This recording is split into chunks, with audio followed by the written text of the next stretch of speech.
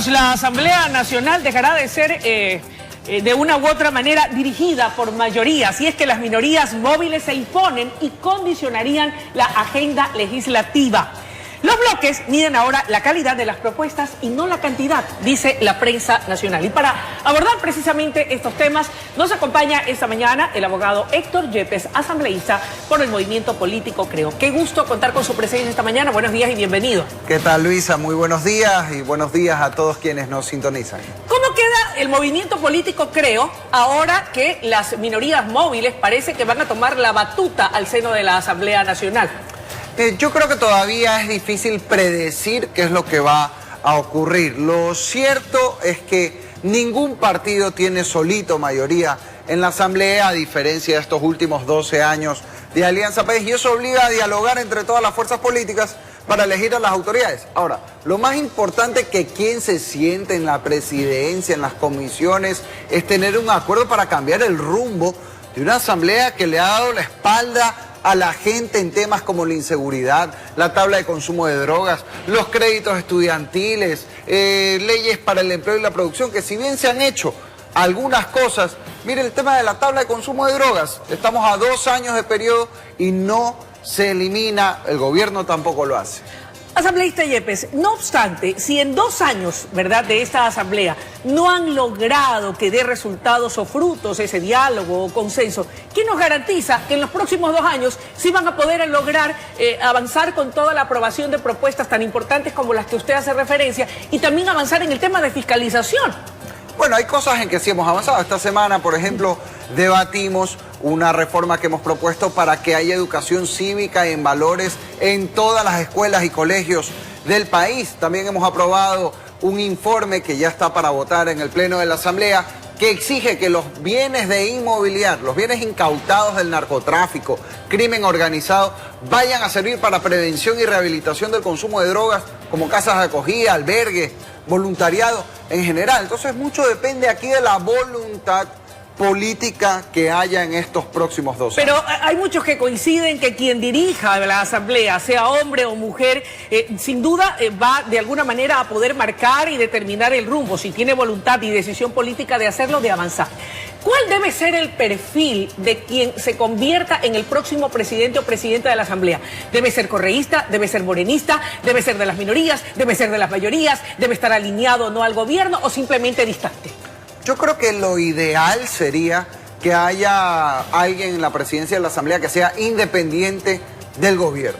Yo creo que ese es el escenario ideal. ¿Por qué independiente? Porque eso garantizaría no necesariamente estar en una oposición combativa, pero sí que, a ver, el gobierno manda en Carondelet, pues, pero no en la Asamblea. Pero eso no le da esta posibilidad de gobernabilidad al país, que no tenga una asamblea que de una u otra manera apoye y respalde sus tesis y proyectos de ley. Si hay una asamblea independiente, pero constructiva, que sabe tender puentes en bien del país, yo creo que eso no tiene por qué ocurrir. Ahora, una cosa es lo que yo crea como escenario ideal, otra cosa es lo que vaya a pasar en función de los números y votos que realmente hay en la Asamblea. Ahora, dígame una cosa, ¿hasta dónde es verdad aquello que se dice en corrillos de que Creo está haciendo lo posible y lo imposible para captar esa presidencia de la Asamblea? ¿Es verdad que ustedes quieren a toda costa ser quienes dirijan la Asamblea Nacional?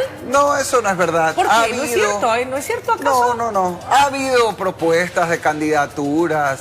Eso se está conversando, pero nosotros estamos abiertos. ¿No tienen ustedes un candidato propio para dirigir la Asamblea? Como bloque, más allá de que ha habido propuestas personales a uno u otro, pero como bloque nosotros no hemos tomado ninguna definición y no cerramos ninguna puerta. O sea que no es que ni les preocupa, pero tampoco les despreocupa, o no es que no les interesa de plano, si se los proponen y los patrocinan o los avalan. No lo descartamos, es una posibilidad. Pero estamos conscientes de que aquí hay que estar abiertos al diálogo. Al interior de las filas de Creo? ¿Quién podría ser la figura? No quiero yo adelantar un nombre hasta que el bloque no tenga una decisión postura oficial. Pues. Ok, pero si no sale de Creo y sale de cualquier otro movimiento, por ejemplo, de quienes se autodenominan de la Revolución Ciudadana, ¿ustedes patrocinarían, darían su voto respaldo para un presidente de ese movimiento? Nosotros no podemos hoy cerrar ninguna posibilidad. Veremos qué nombres se ponen sobre la mesa, más allá de los partidos políticos, y en función de eso y también de la actitud que tenga esa posible persona, pues conversaremos y veremos qué es lo que podemos lograr. Siempre que sea en la línea de una asamblea independiente y que tenga una agenda clara de trabajo. Ya vamos a hablar de la agenda. Dígame qué pasa con las comisiones legislativas. ¿Hay alguna que le interese en particular, creo, poder manejar? Insisto, eso todavía está en conversaciones, Okay. No hay posturas oficiales, pero por supuesto, si aspiramos a presidir varias comisiones en la ¿Cuáles? Asamblea Nacional. Habría que ver una comisión interesante, por ejemplo, es la Comisión de Educación, la misma Comisión de Participación Ciudadana que yo hoy presido, podría ser también la Comisión de Gobiernos Autónomos, pero insisto, yo creo que todo hay que ponerlo sobre la mesa y hay que dialogar con las fuerzas políticas. Agenda mínima para la próxima asamblea. ¿Cuáles serán los temas que usted cree que indistintamente de quienes conformen las comisiones legislativas y dirijan la asamblea deben ir porque deben ir, tomando en consideración que hay un compromiso entre el gobierno ecuatoriano y el Fondo Monetario Internacional que obligaría, dicen los que la conocen, yo no he visto esa carta de intención, a ir de inmediato con reformas en lo laboral, con reformas tributarias, con reformas en la seguridad social? ¿Ustedes respaldarían o avalarían esas propuestas del Ejecutivo? Veremos.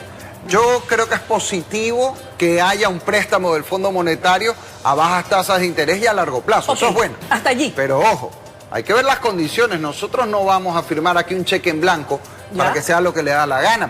Nosotros no vamos a votar en la Asamblea para subir un solo centavo de impuestos que perjudicaría el bolsillo de las familias ecuatorianas, ni tampoco para perjudicar los derechos de los trabajadores o de los afiliados al Seguro Social. ¿Quiere decir entonces que si hay una propuesta como la que están promoviendo los empresarios o los sectores productivos del país de ir a algún tipo de flexibilización laboral en materia de contratación, ¿ustedes no la respaldarían?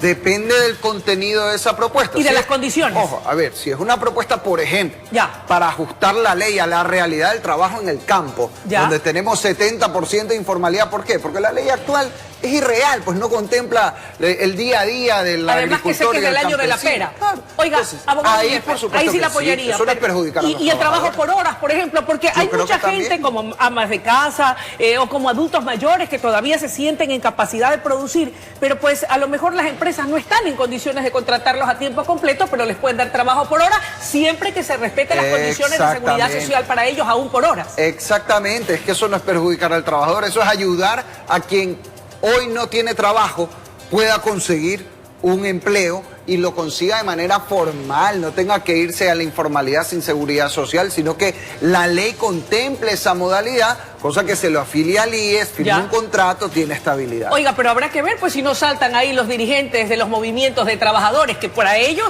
hablar de flexibilidad laboral o contratos por hora es como decir una mala palabra, pues. Mire, yo creo que hay que superar aquí lo ideológico. Ya. Tenemos que estar claros en que hay que respetar los derechos de los trabajadores, a la estabilidad, al seguro social, a tener las garantías de vacaciones, etcétera. Pero también hay que ajustarse a la realidad, pues. Bien. Por dogmatismo no podemos decir, neguemos el trabajo por horas cuando es una realidad, pues hoy ocurre. Lo que pasa es que ocurre en la informalidad, lo cual perjudica no al empleador, pues el empleador se beneficia de eso. Perjudica es al trabajador. Oiga, y hablando de agenda legislativa y de aprobar propuestas importantes que demanda el pueblo ecuatoriano, ¿qué hay de la fiscalización? ¿En qué ha quedado ese posible juicio político a la ex canciller?